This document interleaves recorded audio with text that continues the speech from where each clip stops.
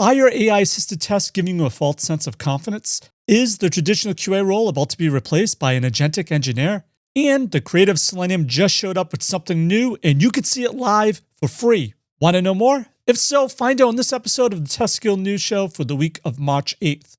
So grab your favorite cup of coffee or tea and let's do this. All right, first up, big news for the Test Guild community on the West Coast.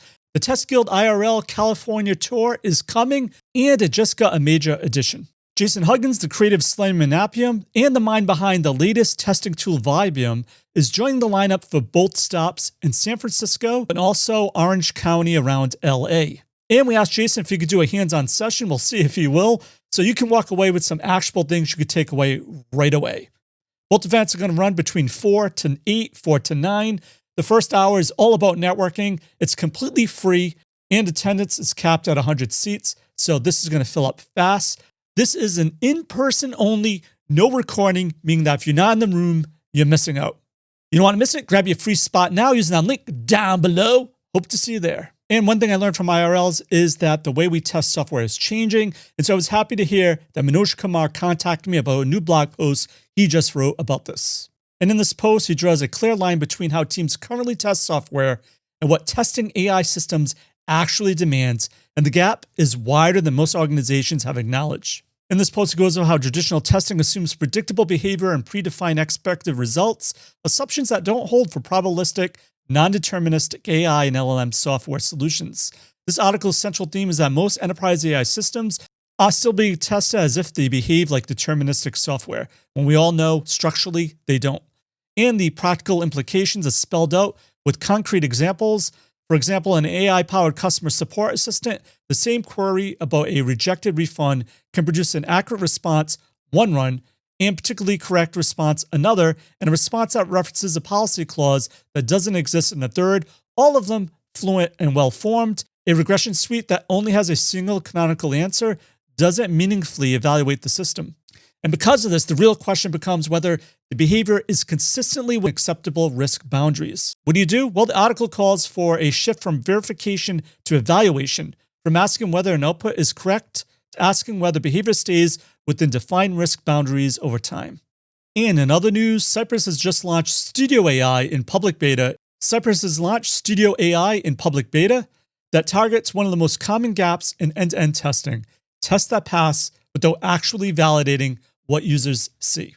So Studio AI extends Cypress Studio by analyzing what changed in the DOM between each recorded step and generating smart recommendations. So AI-generated assertions, suggestions that reflect meaningful visible UI differences after an interaction. So in plain terms, as you record your test interactions, the tool watches the page and tells you what it thinks you should be asserting. Each smart recommendation includes a short explanation of what is being validated and the generated Cypress code. You can individually accept, reject, or modify recommendations or perform bulk operations when reviewing a series of changes. And smart recommendations can cover visibility changes like element existence, text context updates, form input values, CSS classes, ARIA attributes, and URL or page title changes. And on the selector side, Studio AI favors stable attributes before falling back to less stable options. It does require Cypress version 15.11 or later and a Cypress Cloud account. All right, so the next thing that caught my attention on LinkedIn was an article written by Dan all about the autonomous testing tipping point. And in this post, Dan makes the case that the industry has reached what he calls an autonomous testing tipping point, and that quality engineers are the people best positioned to navigate it, not be displaced by it.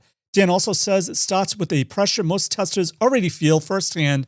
Systems are growing more complex and distributed while delivery expectations accelerate, budgets shrink, and team headcounts get cut.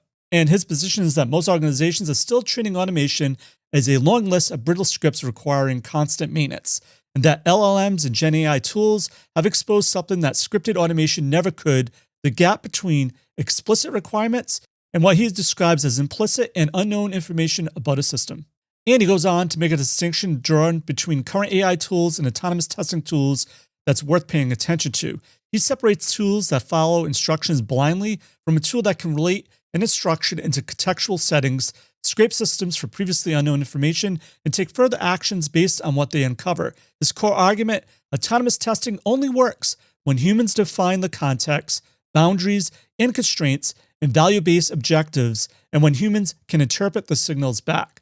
The dependencies, he argues, makes it structurally impossible for these tools to replace quality engineers.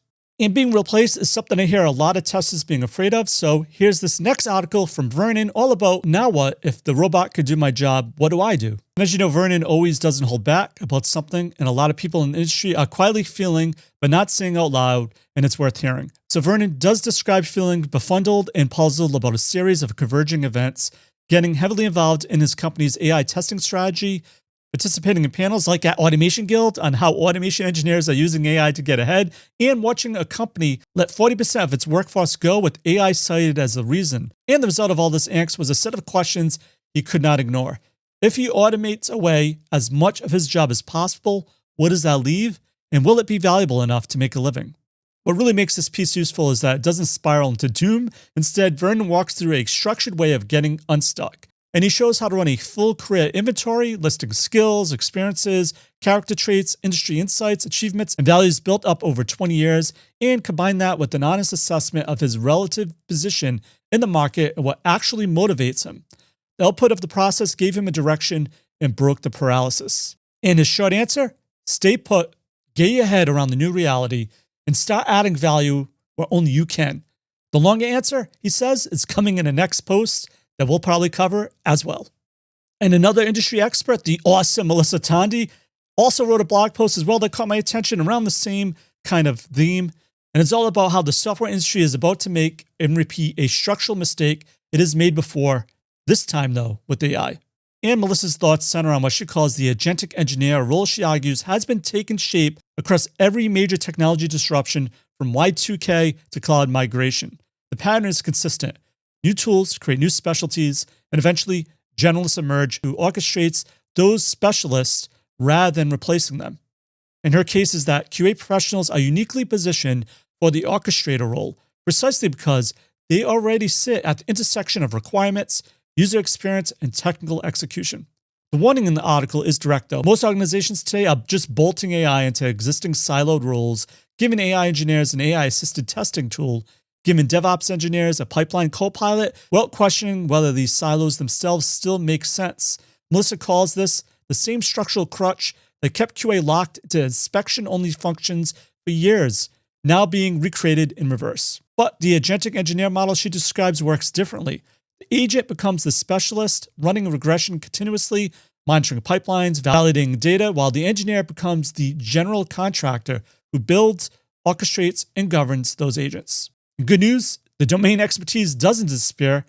It becomes the blueprint the agent is built from. So speaking of AI agents, this next article caught my attention, and this was posted by Ivan, who talked about Mook Test that has launched a beta release of Amico, a model context protocol-based test repair agent built specifically for Playwright automation teams dealing with ongoing test maintenance.